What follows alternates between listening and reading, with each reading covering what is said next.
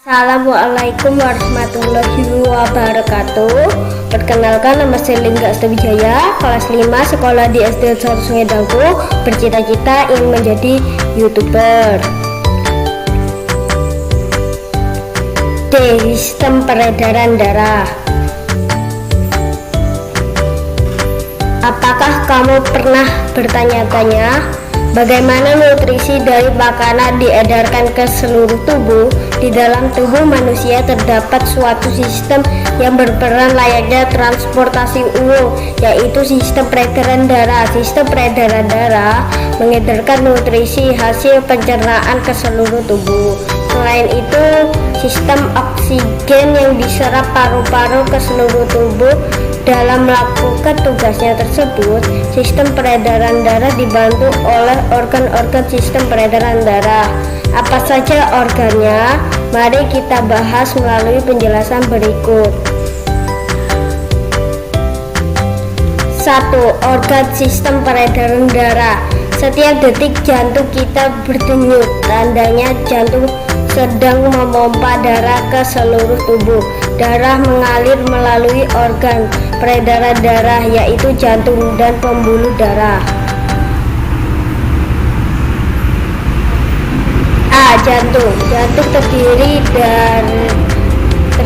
atas otot yang dapat memompa darah ke seluruh tubuh. Saat ini kita tertidur, jantung akan tetap memompa darah karena jantung tidak bekerja berdasarkan kesadaran manusia.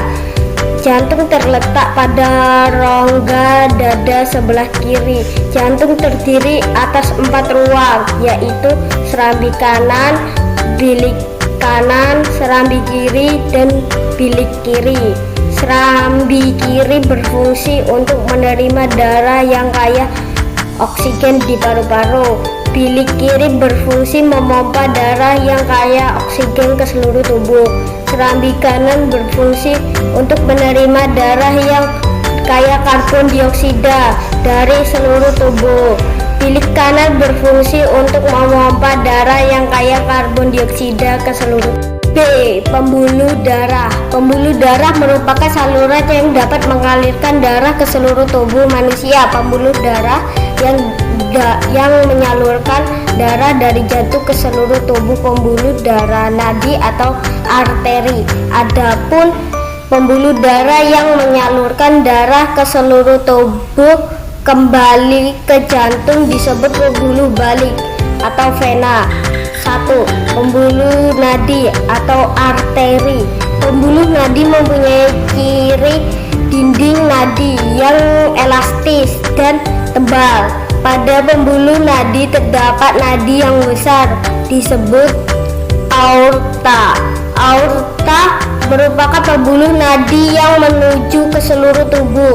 2. Pembuluh balik atau vena.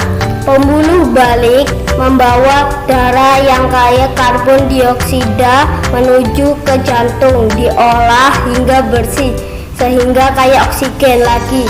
Darah yang bersih akan diedarkan ke seluruh tubuh melalui pembuluh nadi. 2. Mekanisme peredaran darah pada manusia. Darah merupakan cairan yang berfungsi untuk mengantarkan makanan dan oksigen ke seluruh tubuh. Ketika mengalir di dalam tubuh, yaitu jantung, jaringan tubuh, dan paru-paru, darah mengalir ke tubuh melalui 2 sistem peredaran darah, yaitu peredaran darah kecil dan peredaran darah besar. Perhatikan gambar berikut. Peredaran darah kecil mengalir dari jantung bilik kanan menuju paru-paru, kemudian kembali lagi ke jantung serambi kiri. Darah yang menuju paru-paru mengandung banyak karbon dioksida, sedangkan mengandung oksigen. Peredaran darah besar mengalir dari jantung bilik kiri menuju ke seluruh tubuh kecuali paru-paru dan kembali ke jantung serambi kanan. 3. Penyakit pada sistem peredaran darah. Apakah kamu pernah menderita stroke?